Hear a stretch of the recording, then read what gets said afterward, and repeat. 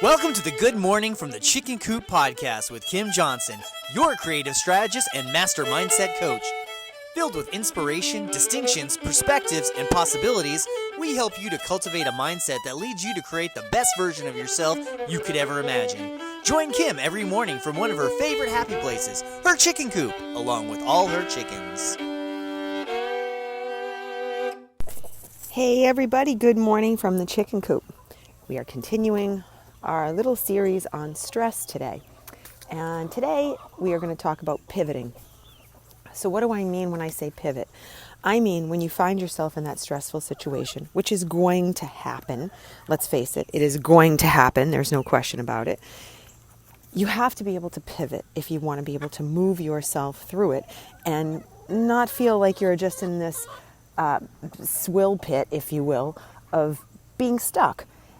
Pivoting is an art, and it combines a few different tools when you break down the process. When someone says, oh, you got to learn to pivot, really what you have to do is, the very first thing is, again, you got to come back to awareness. I mean, you guys must get so sick of hearing me say this, but it's really what the crux of the whole thing is. You have to be able to get back to that piece where you can be ultimately aware, so critically aware of what's going on around you, so that you can decide what your next play is. But you can't do that if you don't ultimately have the awareness to know you're even stuck in the spot. So awareness is number one. Number two is you've got to be able to look at a situation and say, this is not where I want to be.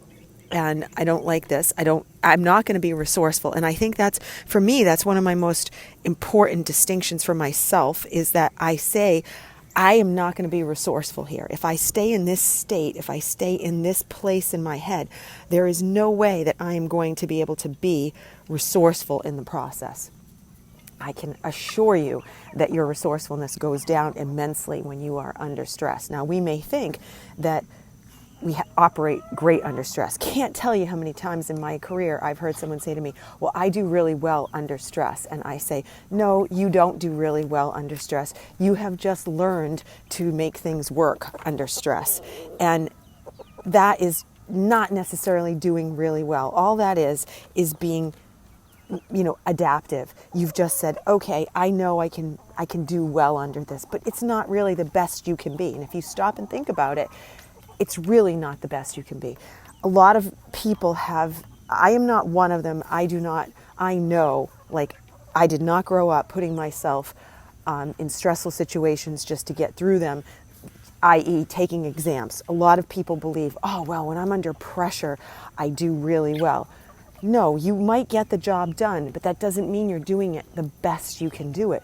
It doesn't mean you're going to remember anything you studied. It doesn't mean you're going to benefit from that pressure that you put yourself under. It just means that you've been adaptive. You found a way to make it work.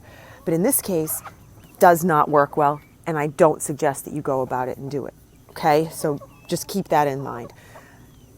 Pivoting also means, number three, that you recognize there's an alternative method to take on. So you can say, ask yourself a better question.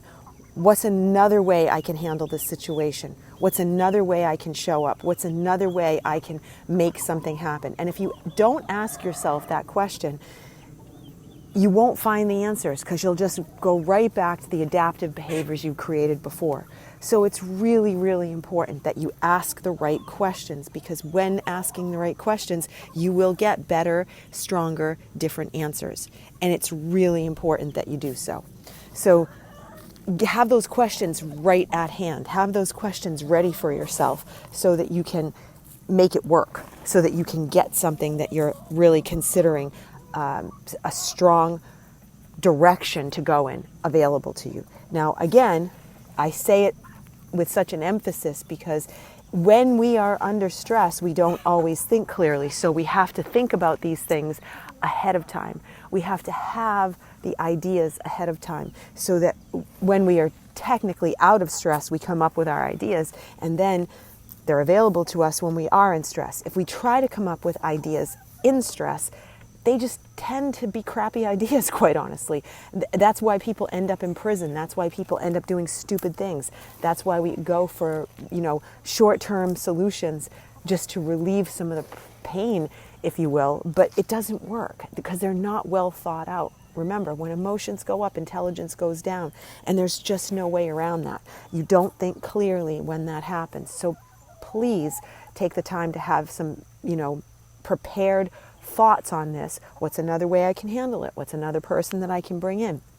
Have your short list of 1, 2, 3 ready so that you can work your way through it right in those moments that it's necessary, and you don't keep going back to the same things, and you really can pivot on a dime and say no. So I will tell you, one of my favorite ones for this for me is I will say, okay, I need like 10 minutes to collect my thoughts. So for me, that 10-minute thought collection is just sitting down and writing everything on a piece of paper. The good, the bad, and the ugly. And I usually divide it, and I usually put it in lists, and I usually sit there and say, okay, here's what's happening that's not great. Here's what's happening that's irritating me. Here's what's happening that's stressing me, however you want to do it. Then you go over and say, okay, what could possibly make this better? What are things that can make this better? Just do a brain dump. Doesn't matter if you don't know how to make them happen. Just do a brain dump of something that could possibly make this better. And then you can go, okay, is there a way that I can ask to get this over to the next place? Is there a way that I can ask for help? Is there a way that I can put somebody else in this with me that can help me? And if there's not, you still keep looking for a solution. You don't give up. But you don't take on that immediate emotional stress of it, trying to make it work. That in itself is never a good idea. Never a good idea. So hopefully this makes sense. Hopefully you're going to be able to work yourself through it a little bit, and you're going to pivot on a dime and get yourself back to at least a place of neutral where you can do a brain dump, think about it, and say, okay, there have to be other ways to handle this. But staying in that heightened stress point is not going to help. Okay, so go out there today, make your list, pivot, pivot, pivot. Don't stay in the same place, and I will see you tomorrow. Bye.